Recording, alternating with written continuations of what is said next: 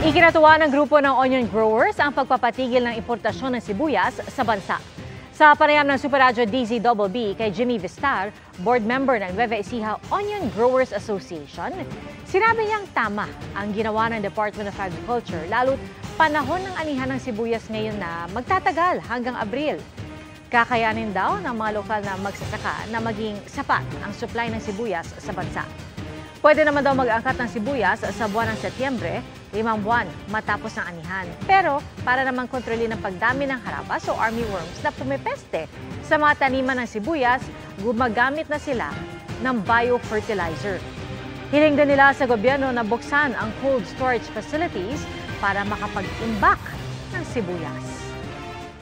2 years ago, napakarami namin sibuyas ay nalulusaw kasi wala kaming pag-iimbakan. Okay. Pero kung i-provide ng gobyerno, pangunguna ng DE, nabantayan nila itong mga storage facilities na papasukin kami at isanksyon nila kung mag-violate, kayang-kaya natin tugunan. Hindi na kailangan mag-import.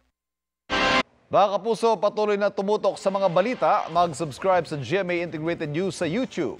Sa mga kapuso abroad, samahan niyo kami sa GMA Pinoy TV at www.gmanews.tv.